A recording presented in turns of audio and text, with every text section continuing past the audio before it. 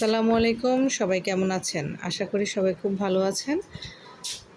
চলে আসলাম নতুন একটি ভিডিও নিয়ে। তবে এবার হচ্ছে আমার অনেকদিন লেট হয়ে গেছে মাঝখানে গ্যাপে। হয়তো অনেকে বলতে পারেন যে অনেকদিন পর পর হচ্ছে আমি ভিডিও দিচ্ছি। কিন্তু আসলে আমি নতুন বাসায় যেহেতু উঠে গেছি, এটা হচ্ছে আমার নতুন বাসার ছাদে। তো ঘুম দুপুরবেলা একটু ঘুমিয়েছিলাম, ঘুম থেকে উঠে একটু ছাদে চলে আসলাম। আকাশটা কেমন যেন মেঘলা মেঘলা লাগছিল, মনে হচ্ছিল যে বৃষ্টি চলে আসবে। তো ফাইনালি চলে আসলাম আমার নিজের বাড়িতে। আর এখন ভিডিওটি শুরু করছি আমার বাসার ছাদ থেকে। আজকে তেমন কিছুই করব না, একটু বাহিরে যাব। তো ভাবলাম যে আপনাদের সাথে একটু শেয়ার করি। আসলে বাসায় ওঠার পরে এত বেশি স্ট্রেস ছিল, আর হচ্ছে এত বেশি ঝামেলা ছিল বাসা চেঞ্জ করা। নর্মালি নতুন বাসায় ওঠা, যারা বাসা চেঞ্জ করেন তারা মোটামুটি সবাই জানেন। তো আমারও সেই ক্ষেত্রে কম না, কিন্তু নতুন যেহেতু এটা একদমই নতুন, আর হচ্ছে নিজেদের বাসা, সেখানে অনেক কিছুই থাকে আর কি, গোছগাছ করা বা হচ্ছে প্রপারলি করা। তো সেটাই করে উঠতে উঠতে হচ্ছে আমার অনেকটা সময় লেগে গেছে। আর এটা হচ্ছে আমি ছাদ থেকে সিঁড়িটা দিয়ে নামলাম। আমার এখনও সিঁড়ি বা ঘরের বাহির এগুলো হচ্ছে এখনও রং করা হয়নি।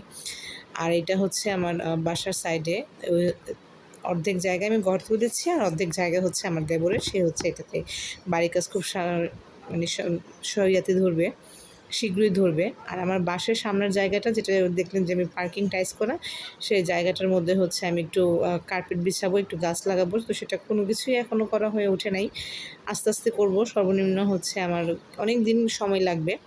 তো এটা হচ্ছে আমার ঢুকেই হচ্ছে ডাইনিং স্পেসটা। তো ডাইনিং স্পেসে আমার তেমন কোনো কিছুই নাই। আর এটা হচ্ছে আমার ডাইনিং বেসিন। এই বেসিনটা হচ্ছে আমাকে একটু অর্গানাইজ করার আমার ইচ্ছা আছে। এখানে হচ্ছে আমার অনেক কিছু করার আছে। শুধু জাস্ট এখন যেরকম সেটআপ আছে সেরকমই হচ্ছে আমি উঠে গেছি। আর ডাইনিং এনে তো দেখালাম যে আমার এখানে মোটামুটি ডাইনিং টেবিলও নাই, মানে কোনো কিছুই নেই, শুধু একটু মানে ক্যাবিনেটটাই আছে। তো এখন নতুন বাসায় ওঠার পর এখন হচ্ছে আমি নতুন ফার্নিচার কেনার জন্য আসলে প্রিপারেশন নিচ্ছি। কারণ পুরনো বাসায় যখন ছিলাম, ওইটা তো ভাড়া বাসা ছিল। ভাড়া বাসায় নরমালি আমরা যারা ভাড়া বাসায় থাকি, তারা হচ্ছে এত বেশি কোনো কিছু কেনাকাটা করতে চায় না। আর চায় না বলতে, তখন আমাদের বাসা হচ্ছে চেঞ্জ করতে হয়, এবং বাসার রুমগুলো হচ্ছে ছোটো ছোটো থাকে, বেশি বড় থাকে না।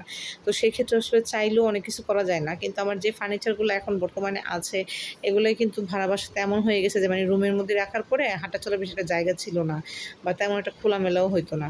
তো এখন হচ্ছে যেহেতু আমার নিজের ঘর, এটা মানে বড় হয়ে গেছে, একটু বড় করেই করছি। তো সেহেতু 3টা বেডরুম, তো আমার মোটামুটি এখন যদি আমি বলতে যাই, তো আমার ঘরের মধ্যে হচ্ছে থাকার মতো, ব্যবহার করার মতো একটা আলমারি, একটা ওয়ার্ড্রব, আর হচ্ছে একটা খাট ছাড়া আর কিছুই নেই, ফ্রিজ ছাড়া।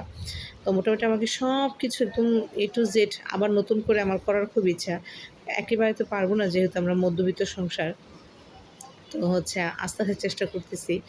আর এখানে কথা বলতে বলতে আমার কিচেনটা আপনাদেরকে হঠাৎ করে একটু এক ঝলক দেখিয়ে দিলাম। এখনও আমার কিচেনের নিচের ক্যাবিনেট কিছু করি নাই, অত বেশি কিছু আমি গুছগাছও করে নেই নাই। মানে যা আছে, যেখানে যা আছে কোনো রকম একটু সেট আপ করে নিয়ে এখন শুধু চলছে, আস্তে আস্তে সব কিছু করবো আর কি। আর আমার হচ্ছে শারীরিকভাবে অনেক প্রেশার গেছে, যেহেতু আমি একা একা হচ্ছে সংসার, ঘর, বাচ্চা কাচ্চা, তারপর রান্নাবান্না, তার সাথে বাড়ির কাজ সব কিছু সামলিয়ে নিয়েছি। তো হচ্ছে আমার মানে শারীরিকভাবে খুবই প্রেশার গেছে। বাসা চেঞ্জ করার সময় আমার আম্মা এবং ছোট বোন আসছিল, নয়তো হচ্ছে আমার হয়তো অবস্থা একদম খারাপ হয়ে যেত। যাই হোক, মা বোন থাকলে এরকমই, যে কোনো বিপদ আপদে, কষ্টে বা যে কোনো কিছুতেই মা এমনিতে এগিয়ে আসে। আর ছোট বোন থাকলে তো কোনো কথাই নেই, সাহায্যের জন্য নিজের মনে হয় যে আরেকটা সাপোর্ট পেয়ে যাই। তো বাসাটা চেঞ্জ করে দিয়ে যাওয়ার পরে আম্মা আর ছোটো বোন হচ্ছে চলে গেছে। কিন্তু আমি এখনও ওই টুকিটাকি করে গুছগাছ করতেইছি। মানে আমার এখন অনেক কিছু কেনাকাটারও প্রয়োজন। যেমন এই যে কিচেনের হচ্ছে কিচেনটা, মানে কাউন্টার টপটা বা চুলাটা বা সিঙ্কটা ক্লিন করে তারপর মোছার জন্য কিছু আমার হচ্ছে কিচেন টাওয়াল দরকার। তারপর হচ্ছে আনুষঙ্গিক অনেক কিছুই দরকার। আসলে কোনো কিছুই করতে পারতেছি না, যেহেতু হঠাৎ করে মাত্র বাসাটা চেঞ্জ করলাম। স্বাভাবিকভাবেই যারা আমরা শহরে থাকি তারা জানি যে বাসা চেঞ্জ করতে মোটামুটি অনেক টাকা একটা খরচ হয়ে যায়। আর যেহেতু আমরা মধ্যবিত্তের সংসার, আর হচ্ছে একটু হিসাব করে না চললে আসলে কোনো কিছুই সেভ করা যায় না। চাইলেই আমরা হুট করে সব কিছু একসঙ্গে নতুন করে তুলতে পারি না। তো সেই চেষ্টায় আছি, দোয়া করবেন সবাই আমার জন্য যাতে আস্তে আস্তে সব কিছু গুছগাছ করে নিতে পারি। আসলে যেমনই হোক, একটা কথা আছে না, কাঁচা হোক পাকা হোক নিজেরই বাসা। তো সেরকমই আর কি। মানে আমার ছোট হোক আর বড় হোক, যাই হোক, আমার নিজের ঘরে যে এখন বর্তমানে আছি, রাত হলে যে নিশ্চিন্তে ঘুমাতে পারছি, এটাই হচ্ছে আমার কাছে আলহামদুলিল্লাহ, আল্লাহর কাছে লাখ লাখ শুকরিয়া। সবাই দোয়া করবেন আমার জন্য যাতে আমি আস্তে আস্তে সব কিছু আসলে সামলিয়ে উঠতে পারি। আর যখন হচ্ছে আমি নতুন করে সব কিছু গুছগাছ করবো, নতুন ফার্নিচার কিনবো, অবশ্যই আপনাদের সাথে শেয়ার করব। তো এই বাসাতে ওঠার পরে হচ্ছে আমি আমার শখ করে এই চুলাটা নিয়েছি। এটা হচ্ছে অ্যারিস্টনের একটা চুলা। এটা অটো চুলা, কিন্তু এখানে অটো চুলা ইউজ করতে হচ্ছে এখানে একটা ব্যাটারি লাগানো লাগে। আমি ব্যাটারিটা আসলে খুঁজে পাচ্ছি না, আর তেমন করে খোঁজাও হয়নি, এই জন্য আসলে পাচ্ছি না। তো নর্মালি যা হয় আর কি, আমরা দুধ রান্না করতে গেলে দুধ একটু একটু পড়েই যায়। তো এটা হচ্ছে দুধ পড়ে গেছিলো। এটা গরম অবস্থায় হচ্ছে আমি ক্লিন করতে পারি না। সাথে সাথে ক্লিন করে নিলে কিন্তু আসলে এই দাগটা হয় না, আর এই ঝামেলাটা হয় না। কিন্তু ক্লিন করতে পারি নাই। ক্লিন করতে গিয়ে আমি হচ্ছে উপরের এটার যেই স্ট্রেনগুলো থাকে সেগুলো খুলতে গিয়ে হাতে একবার ছ্যাঁকাও খেয়েছি। তো এটাকে এভাবে রেখে দিছিলাম। তো এখন রান্নাঘরটা হচ্ছে যে থালাবাটিগুলো ছিল সেগুলো ধোয়াধাই করতে করতে এখন এটা ঠান্ডা হয়ে গেছে। এটাকে এখন একটু ক্লিন করে নিব। আমার কিচেন যখন আমি করি তখন আমার মনে মনে প্রথম একটা ইয়ে ছিল যে আমি হচ্ছে একটা ওপেন কিচেন করব। যে যেমনই হোক, আমার ছোট হোক আর বড় হোক, যেমনই হোক, ছোট মানে একটা ওপেন কিচেন করবো। আর সেখানে হচ্ছে আমার এরকম একটা চুলার শখ ছিল। তো আপনাদের ভাইয়াকে বললাম যে আমাকে হচ্ছে এরকম একটা চুলা কিনে দিতেই হবে। তো অন্যান্য ব্র্যান্ডের যে চুলাগুলো আমার হচ্ছে কয়েকটা অনেক পছন্দ হয়েছিল, কিন্তু মোটামুটি সেগুলো তো অনেকটা প্রাইস চাচ্ছিল। তো প্রথমেই বললাম যে এটা আমাদের মধ্যবিত্ত সংসার বা প্রবাসীদের জন্য আমাদের এত টাকা আমাদের ব্যয় করা আমাদের জন্য একটু কষ্টসাধ্য। আমরা ব্যয় করার সময় একটু চিন্তা ভাবনা করে ব্যয় করি যে আসলে কোথায় কোন টাকাটা ব্যয় করতে হবে। তবুও শখ বলে একটা কথা, শখের জন্য তো কিছু না কিছু করতেই হয়। তো হচ্ছে যাই হোক, শখ করি আর হচ্ছে অনেক খোঁজাখুঁজি করি, অনলাইনেও অনেক ঘাটাঘাটি করি। তারপর হচ্ছে একটা দোকান থেকে আমার এটা চয়েস হয় এবং আমার দামের সাথেও আমার বাজেটের মধ্যেও হয়ে যায় আর কি। তো সেখানে হচ্ছে আমি এটা নিয়ে নিই। তো কাজকর্ম করতে করতে মনে হলো যে একটু চা খেতে পারলে বোধহয় ভালো হতো। তো একটু চা বসিয়ে দিলাম। আর এদিকে দেখলাম যে আমার ছেলের টিচারও চলে আসছে। আমার মেয়েও হচ্ছে কোচিংয়ে চলে গেছে। তো ওইখান থেকে ওরা যখন চলে আসবে এখন একটু বাহিরে যাব। তো সেটাও আপনার সাথে শেয়ার করব যে কোথায় যাচ্ছি। তো একটু চা বানিয়ে নিই। আর সবাই হচ্ছে আমার জন্য অবশ্যই দোয়া করবেন যাতে আপনাদের সবার সাথে রেগুলারলি ভিডিও দিতে পারি। এতদিন ধরে যারা আমার চ্যানেলটাকে সাবস্ক্রাইব করে রেখেছেন তাদেরকে উদ্দেশ্য করে বলবো আপনাদেরকে অসংখ্য অসংখ্য ধন্যবাদ আমাকে সাপোর্ট করার জন্য, আমার পাশে থাকার জন্য। আর যারা নতুন আমার ভিডিওটি দেখছেন তাদেরকে বলবো ওয়েলকাম টু মাই চ্যানেল। আর আমার চ্যানেলটাকে অবশ্যই সাবস্ক্রাইব করবেন, ভালো লাগলে একটা লাইক এবং কমেন্ট করে দিবেন। আর অবশ্যই জানাবেন আমার ভিডিওটি আপনাদের কাছে কেমন লেগেছে। তো এগুলো হচ্ছে ফজলি আম। এখন তো প্রায় আমের সিজন প্রায় শেষের দিকে। আলহামদুলিল্লাহ মানে অনেক আম এই বছর খাওয়া হয়েছে। এত ওভার হয়ে গেছে, মানে এখন ঘরের মধ্যে হচ্ছে ফ্রিজের মধ্যে আম হচ্ছে গড়াগড়ি খাচ্ছে।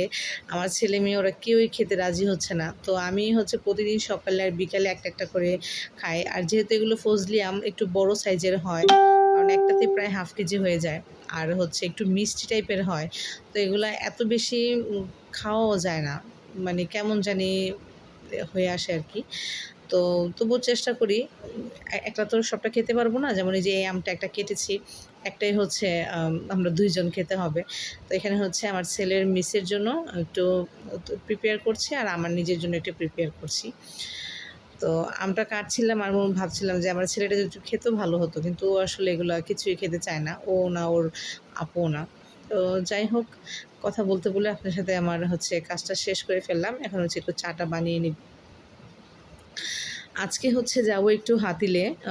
হাতিলে যাওয়ার জন্য অনেকদিন ধরে প্রিপারেশন নিচ্ছিলাম যে একটু ফার্নিচার দেখতে যাব। তো আবার আজকে হচ্ছে আমার মেয়ের স্কুল নাই, ওর হচ্ছে প্রি-টেস্ট পরীক্ষা হয়ে গেছে। তো ওরাও বলতেছে যে কয়েকদিন ধরে বাইরে যাই না, চলো একটু বের হয়ে আসি। তো আসলে মূলত হচ্ছে যেখানে হাতিলে আমরা হচ্ছে গুলশানে যাব।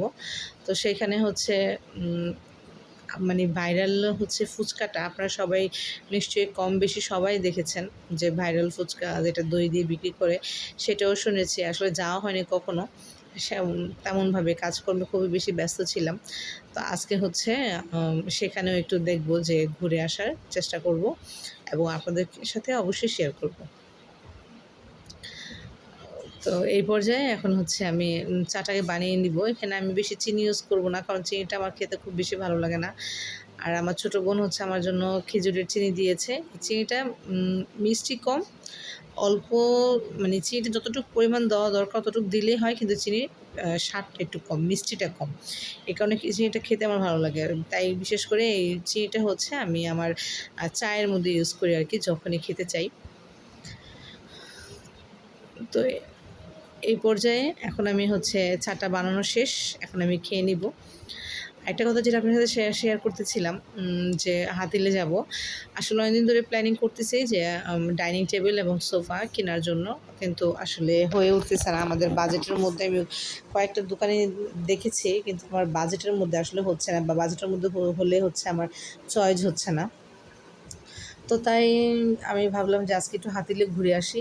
তো এই তো এখন খাওয়া দাওয়া শেষ করে আমার ছেলে মেয়ে দুজনের টিউশন থেকে চলে আসছে, ওদেরকে নিয়ে রেডি হয়ে বেরিয়ে পড়লাম গুলশান দিয়ে যাওয়ার জন্য।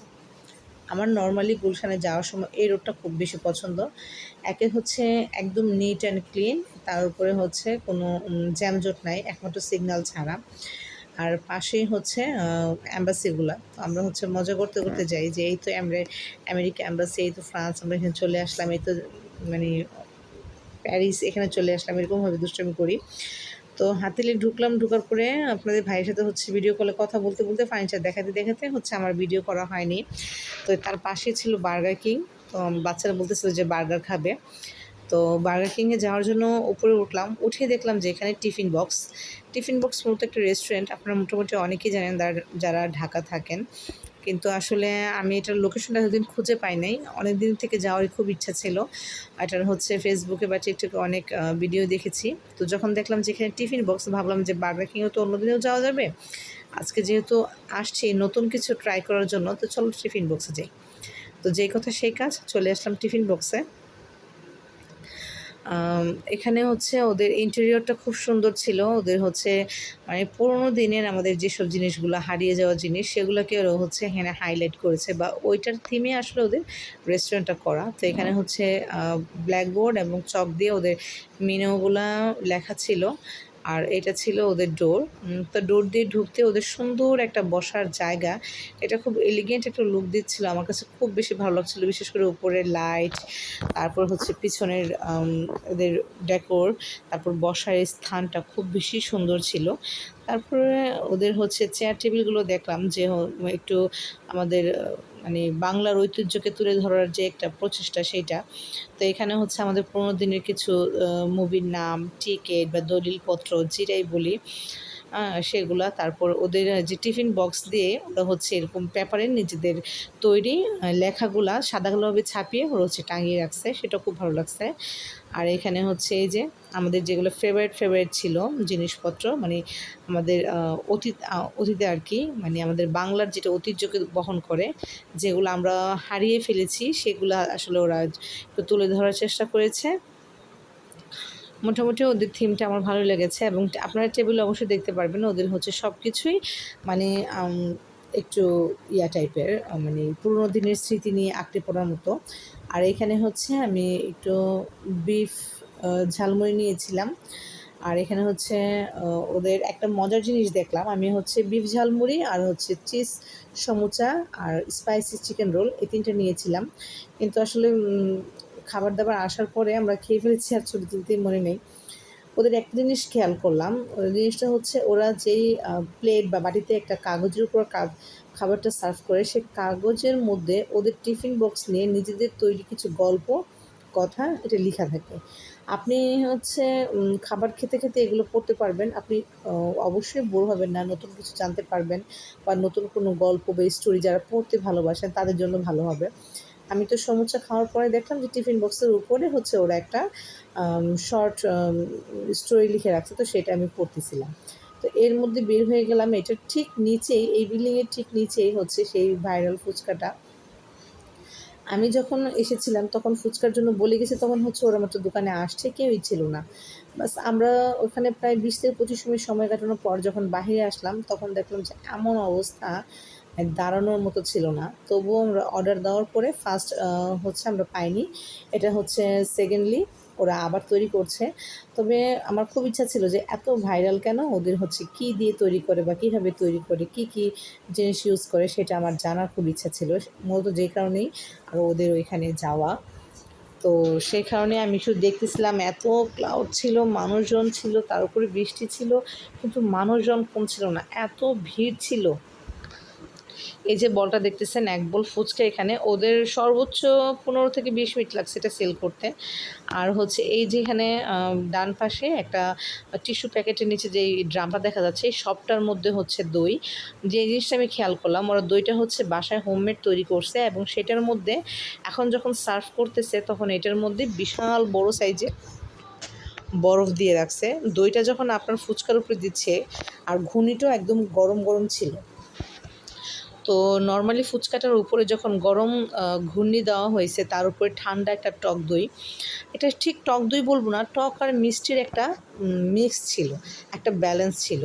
আর ওরা হচ্ছে দইটা, ওদের কোনো মাপঝোঁক নাই যে এতটুকু দই দিব, ওদের হচ্ছে যতক্ষণ পর্যন্ত না আমার ফুচকাটা একদম ঢেকে গড়িয়ে পড়ছে ততক্ষণ পর্যন্ত হচ্ছে ওরা দই দিচ্ছে। ওদের এই দই দেওয়ার মানে বিষয়টা আমাকে খুব করছে, ভালো লাগছে যে আসলেই খুব ভালোভাবে ওরা তৈরি করতেছে। এখন শুধু আমি অপেক্ষা ছিলাম খাওয়ার টেস্টের জন্য।